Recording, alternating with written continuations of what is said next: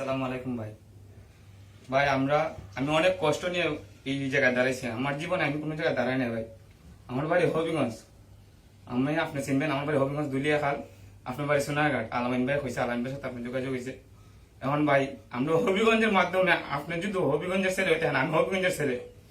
ভাই আলামিন ভাই এখানে আছে, এইরকম প্রত্যেকটা জেলা প্রত্যেকটা থানার লোক এখানে যে বিপদ আছে ভাই, একমাত্র জেলা বিপদ ভাই ভাই আমি আপনাদের জুড়ে চাই ভাই, আপনার উচিলার জন্য ভাই আমরা একটু উদ্ধার হইতে পারি ভাই। এই জিনিসটা আমরা সারা জীবন মনে থাকবো ভাই। ভাই আপনাদের করে চাই ভাই, আমরা কত ভিডিও কত ওখানে দিচ্ছি স্যার ভাই।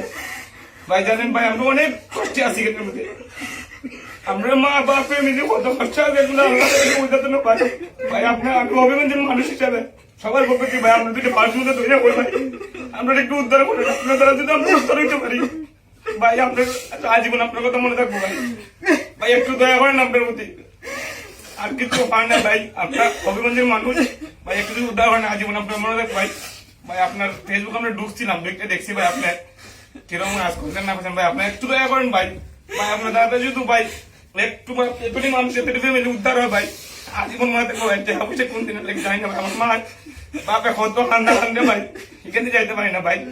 2 লাখ 3 লাখ টাকা খরচা করে এখানে যাওয়া আমরাও সম্ভব, যদি আপনারা উদ্ধার না করেন ওইটা ভাই আমরা যাইতে পারতাম না। দেখো ভাই, ভাই একটু দয়া করেন দেখেন ভাই, যদি মানুষ কিরকম মানুষ বিপদে না থাকলে মানুষ কান্দে না ভাই।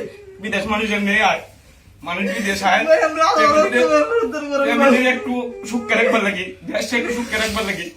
আমার মতো আমি আমার মার ঘরে 2 জন ভাই, আমার মার ঘরে 2 জন। আমি যদি জায়গায় আমার মা বাবা করতে পারবো আমি জানি না।